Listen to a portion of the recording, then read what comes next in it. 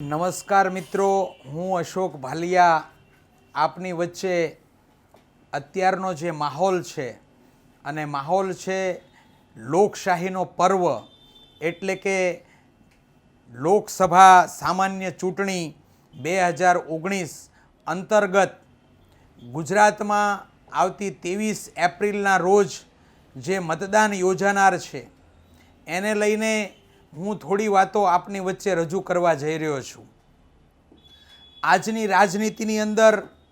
જે મૂળભૂત સમસ્યાઓના મુદ્દા ભૂલાવીને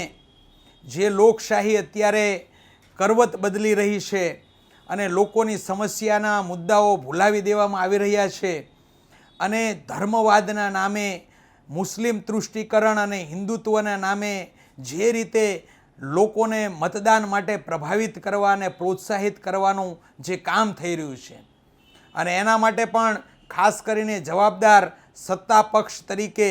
ભારતીય જનતા પાર્ટી દ્વારા જે હિન્દુત્વની રાજનીતિને જે આયામ આપી રહ્યા છે, ત્યારે એવા સંજોગોની અંદર સમગ્ર ગુજરાતના યુવાનો અને ખેડૂતો એને જાગૃત કરવાના વિષયને લઈને હું થોડી વાતો આપની વચ્ચે રજૂ કરવા જઈ રહ્યો છું. ખાસ કરીને વિષય છે નોટબંધી દ્વારા, જીએસટી દ્વારા જે દેશ અને ગુજરાતની અંદર આર્થિક ભારણ જે છે ગુજરાતના લોકોએ જે સહન કર્યું છે અને એના કારણે યુવાનોની બેરોજગારીનો દર વધ્યો છે. છેલ્લા 45 વર્ષમાં સૌથી વધારે દેશ અને ગુજરાત બેરોજગારીનો માર સહન કરી રહ્યું છે અને સાથે સાથે એક સમય હતો જ્યારે ખેડૂતોને 1100-1200 રૂપિયા આજથી 2014 સમયમાં કપાસનો ભાવ મળતો હતો. ત્યારે આજ ભારતીય જનતા પાર્ટીના તત્કાલીન આપણા મુખ્યમંત્રી અને અત્યારના વડાપ્રધાન એવા નરેન્દ્રભાઈ મોદીએ દેશના લોકોને અને ખેડૂતોને એક લાફો મારીને જે પોતાને જે માર પડતો હતો એ માર સહન કરવાની વાત જે છે એ દર્શાવવા માટે જે જાહેરાતો થઈ હતી અને એની અંદર ભારતીય જનતા પાર્ટીએ ખેડૂતોની સાથે છળ કરવા રૂપ એમને 2000 રૂપિયા કપાસનો ભાવ આપવાની વાત કરી હતી. પરંતુ આજે એ વાત ભૂલાવી દેવા માટે હિન્દુત્વની વાત કરનારી ભારતીય જનતા પાર્ટી અને નરેન્દ્ર મોદીની સરકાર જે છે આ ખેડૂતોને આ વાત ભૂલાવી દેવા માગે છે. આપણે જોઈએ તો છેલ્લા 5 વર્ષની અંદર ગુજરાતના ખેડૂતોને કપાસના ભાવમાં માત્ર ને માત્ર 750 થી 800 રૂપિયા, 900 રૂપિયા સુધીનો એવરેજ ભાવ મળ્યો છે. એટલે કે જે ભાવ મળતો હતો એ પણ મળ્યો નથી. યુરિયાનો જે ભાવ છે એ સમયે જે 1100 રૂપિયા હતા એ આજે 1700-1750 રૂપિયા સુધી ભાવ પહોંચ્યો છે. આ ખેડૂતોની દુર્દશા માટે જવાબદાર સરકાર ખેડૂતો માટે કંઈ કામ કર્યું નથી, પરંતુ એ 2022ની અંદર ખેડૂતોની આવક બમણી કરવાના સપના દેખાડી રહ્યા છે અને એના લાગેલા ઘાવને રૂઝવવા માટે એમણે અત્યારે લોલીપોપ રૂપે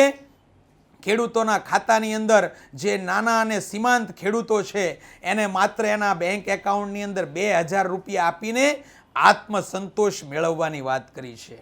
આ જે ખેડૂતોની સાથે જે દગો થયો છે, યુવાનોને જે બેરોજગારીની બાબતમાં આપણે વિચારીએ તો જ્યારે નરેન્દ્રભાઈ મોદીને વડાપ્રધાન બનવું હતું ત્યારે એમણે પોતાના મેનિફેસ્ટોની અંદર કહ્યું હતું કે અમે પ્રતિ વર્ષ 2 કરોડ રોજગાર આપીશું. પરંતુ મિત્રો, આજે જે સર્વેના આંકડાઓ આવી રહ્યા છે અને 2016ની અંદર જે નોટબંધી થઈ ત્યારબાદ 95 લાખ જેટલી નોકરીઓ દૂર થઈ છે અને યુવાનો બેરોજગાર થયા છે. આ પરિસ્થિતિનું નિર્માણ કરનાર સરકાર જ્યારે અમે ગુજરાત જનચેતના પાર્ટીના જાગૃત આગેવાનો સમગ્ર ગુજરાતના લોકોને આહવાન કરીએ છીએ કે યુવાવાદ અને ખેડૂતવાદના હિત માટે આ વખતની જે રાજનીતિ જે છે એને લોકશાહીને બચાવવાની રાજનીતિ છે, દેશના સંવિધાનને બચાવવાની રાજનીતિ છે, ખરા અર્થમાં લોકોની સમસ્યાને નિવારવાની જ્યારે રાજનીતિ છે. એવા સંજોગોમાં ડૉક્ટર બાબા સાહેબ આંબેડકર નિર્મિત આ જે સંવિધાન છે, બંધારણ છે, એની અંદર આપણને જે શ્રેષ્ઠ હથિયાર એટલે કે આપણો જનપ્રતિનિધિ ચૂનવાનો, એને ચૂંટવાનો જે અધિકાર મળ્યો છે એ અધિકાર છે લોકશાહીની અંદર મતદાર અધિકાર. અને જ્યારે તમે 23મી એપ્રિલના દિવસે તમે મત પ્રયોગ કરવાના છો ત્યારે અમે તો તમને માત્ર એટલું જ કહીએ છીએ કે કોઈ ધર્મવાદ, કોઈ જાતિવાદ કે કોઈ પાર્ટીવાદ, પક્ષવાદમાં ન આવતા લોકશાહીના ખરા અર્થમાં તમને મળેલો જે મતનો અધિકાર છે એ તમે તમારા વિસ્તારના લોકોના પ્રાણ પ્રશ્નોના નિવારણ કરી શકે, તમારા માટે લોકસભાની અંદર બોલી શકે, તમારો જનસંપર્ક કેળવી શકે અને ખરા અર્થમાં શિક્ષિત અને દીક્ષિત કાયદાઓના નિષ્ણાતો હોય, કંઈક કરી શકે, કંઈક અધિકારીઓ પાસે તમારા માટે કામ કરાવી શકે, એવા જનપ્રતિનિધિને ચૂંટવા માટે તમે તમારા મતનો પ્રયોગ કરશો તો જ ખરા અર્થમાં આપણને મળેલા મત અધિકાર દ્વારા આપણે લોકશાહીનો આ પર્વ ઉજવ્યો ગણાશે. સૌ સાથીદાર મિત્રો, આવતી 23 તારીખે જ્યારે ગુજરાતના 3જા ચરણનું જે મતદાન થવાનું છે એ સંજોગોની અંદર આ મતદાન પહેલાં જે ચરણનું મતદાન થયું છે એમાં પ્રથમ ચરણની અંદર 91 સીટ અને બીજા ચરણની અંદર જે 95 સીટ, આ જે 2 ચરણની અંદર જે મતદાન થયું છે એની અંદર અત્યારની જે ચાલુ સરકાર છે નરેન્દ્રભાઈ મોદીની સરકારને ખૂબ જ પ્રત્યાઘાતો સહન કરવાનો વારો આવ્યો છે. આજે 186 સીટોની અંદર નરેન્દ્રભાઈ મોદીને ગઈ વખતે 37 સીટો મળી હતી, પરંતુ જે રુઝાન આવી રહ્યા છે એની અંદર એમને 25 સીટનું નુકસાન થઈ રહ્યું છે. આ જે છે દક્ષિણ અને પૂર્વ વિસ્તારના અને મધ્ય દેશના જે લોકોએ જે છે એ ભારતીય જનતા પાર્ટીને જાકારો આપી દીધો છે. એવા સંજોગોની અંદર દેશની અંદર રાજનીતિ એક નવા આયામ તરફ જઈ રહી છે. એમાં કોંગ્રેસને પણ કોઈ એવું કંઈક વિશેષ મળી જાય, લાભ મળી જાય એવું કોઈ છે નહીં, પરંતુ ગુજરાતની રાજનીતિની અંદર માત્ર 2 મુખ્ય પક્ષો કોંગ્રેસ અને ભાજપ જ્યારે લડાઈ લડી રહ્યા હોય એવા સંજોગોની અંદર પૂર્વાંચલ અને ઉત્તર અને મધ્ય દેશના ભારત દેશના લોકોએ જે ટ્રેન્ડ આદર્યો છે અને નરેન્દ્રભાઈ મોદીની સરકારને જે જાકારો આપવાનું કામ કર્યું છે એને જ ગુજરાતના લોકો પણ અનુસરશે તો જ એક વખત ખૂબ જ મોટી પ્રચંડ બહુમતી દ્વારા આંધળી બનેલી જે મોદી સરકાર જે છે એમણે લોકોની સમસ્યાની દરકાર કરી નથી અને યુવાનોની બેરોજગારીને નાબૂદ કરવા માટે કોઈ એવા ઠોસ પગલાં ભર્યા નથી, ખેડૂતો સાથે છળ કર્યું છે. એનો જવાબ આપણે આવતી 23 તારીખે આપવો રહ્યો. ખાસ કરીને અત્યારે સમગ્ર ગુજરાતના જે લોકો જે છે એ મત પ્રયોગ કરનારા લોકો ઉપર ડરની રાજનીતિનો પણ પ્રયોગ કરતા થયા છે અને સત્તા પક્ષમાં આંધળા બનેલા લોકો, ખાસ કરીને હમણાં જ થોડા સમયમાં જેમણે કોંગ્રેસમાંથી બીજેપીમાં આવીને એમણે ડાયરેક્ટ સીધું કેબિનેટ મિનિસ્ટર તરીકે સ્થાન મેળવ્યું છે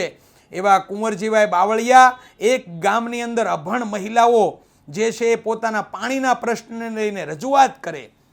અને આ શિક્ષિત અને કેબિનેટ કક્ષાના મિનિસ્ટર એવા કુંવરજીભાઈ બાવળિયા આ મહિલાઓને ડર બતાવે કે તમે મારી ચૂંટણીની અંદર 45% જ ગામના લોકોએ મત આપ્યા છે, જો 55% મત આપ્યા હોત તો તમારા પાણીનો પ્રશ્ન સોલ્વ થઈ જાત. જનપ્રતિનિધિના માટે આ અશોભનીય ઘટના છે. એવી જ ઘટના વડોદરાની અંદર શ્રીવાસ્તવ નામના જે MLA છે એ તો સરેઆમ ભારતીય જનતા પાર્ટીની તરફેણમાં મત કરશો નહીતર અમે જોઈ લેશું. એવા જ ભારતીય જનતા પાર્ટીના MLA કટારાજી કહે છે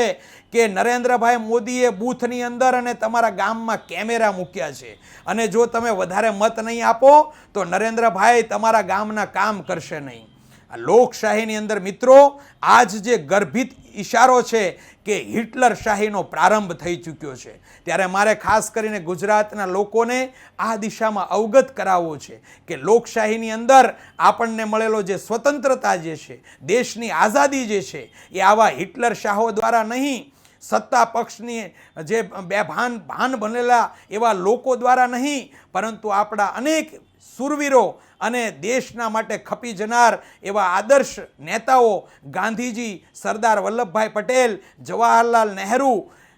એવા અનેક આગેવાનોએ જે પોતાના પ્રાણની આહુતિ આપી એવા ક્રાંતિવીરો, એમના દ્વારા આપણો દેશ આઝાદ થયો છે. સમગ્ર ગુજરાતવાસીઓ આવતી 23 તારીખે તમે લોકશાહીના પર્વને ઉલ્લાસભેર આવકારજો, મતદાન અવશ્ય કરજો, પરંતુ સાથોસાથ તમે તમારા વિસ્તારના અને દેશના લોકોની સમસ્યાને ભૂલશો નહીં, એવી હું આપને જાહેર તકે અપીલ કરું છું. બીજી વાત છે, અત્યારે જે એક ન્યૂઝ આવી રહ્યા છે કે એક યુવા ચહેરો જે ખરા અર્થની અંદર ભારતીય જનતા પાર્ટી દ્વારા જેમણે ચૂંટણી લડવા માટે દેશદ્રોહ રાજદ્રોહ લગાવીને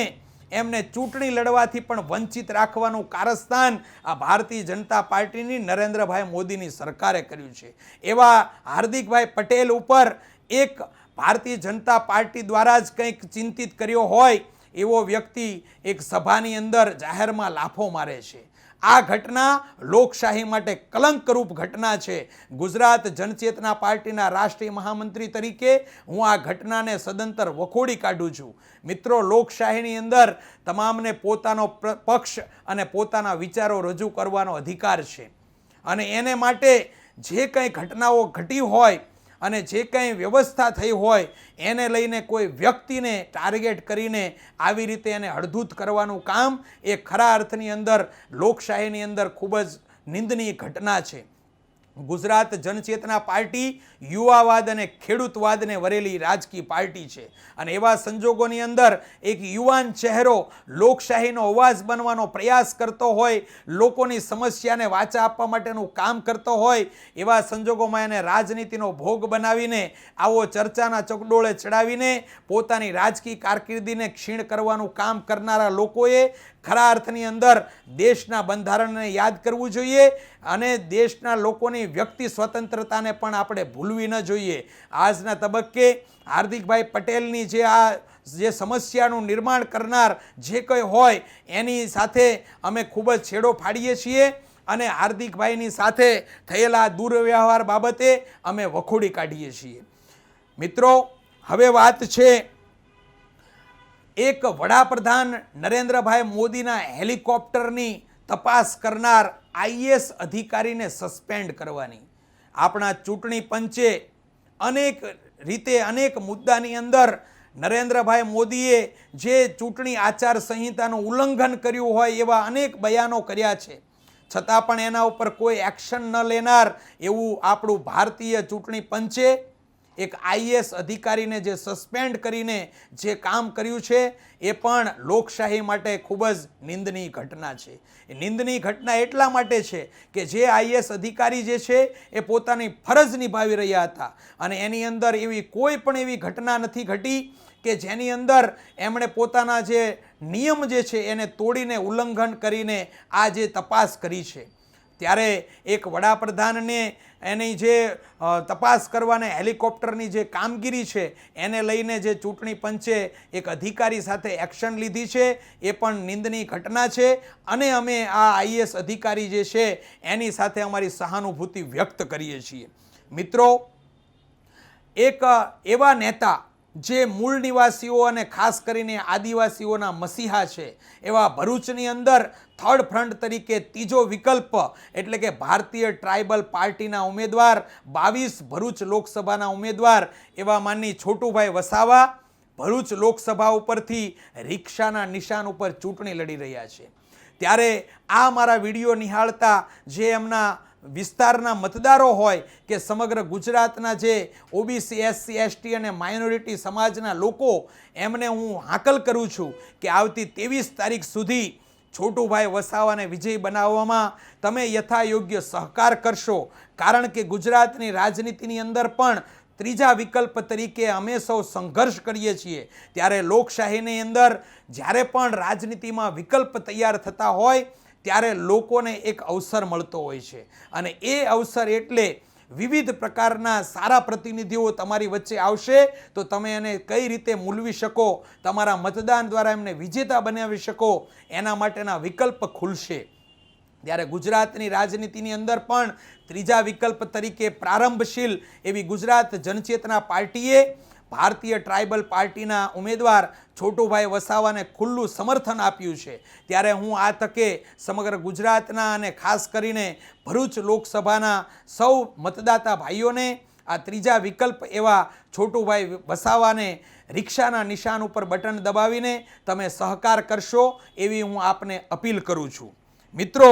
ગુજરાતની જનતાને ખરા અર્થમાં લોકશાહી રૂપે આવતી 23 એપ્રિલના દિવસે જે મતદાન કરવાની તક મળી છે, ત્યારે અન્ય મુદ્દાઓ, અનન્ય મુદ્દાઓને ભૂલીને, ખાસ કરીને કોઈ પણ નિરાશાજનક વાતાવરણને ત્યજીને તમે લોકશાહીના પર્વને ઉજવજો. મતદાન અવશ્ય કરશો. 23 તારીખને મંગળવારના દિવસે સવારે 8થી સાંજે 5 સુધી તમારા બૂથના મતક્ષેત્રની અંદર તમામ મતદારો ખૂબ જ મોટા પ્રમાણમાં ઉલ્લાસભેર મતદાન કરો અને લોકશાહીને બચાવો, દેશને બચાવો અને સંવિધાનને બચાવવા માટે આપ સૌ મતદાન કરશો, અવશ્ય કરશો એવી વિનંતી સાથે આપ સૌએ આ વિડીયો જોયો છે. એ વિડીયોની અંદર મેં દેશની લોકશાહી માટેના મારા વિચારો રજૂ કર્યા છે, ત્યારે આપ આ વિચારો વધારેમાં વધારે લોકો સુધી પહોંચે એના માટે આ વિડીયો વધારેમાં વધારે શેર કરશો, લાઈક કરશો અને એને ખાસ કરીને તમે અમારા કોમેન્ટ બોક્સની અંદર તમારી કોમેન્ટ પણ પ્રસ્તુત કરશો એવી વિનંતી સાથે હું અશોક ભાલિયા આપની વચ્ચેથી રજા લઉં છું. ધન્યવાદ.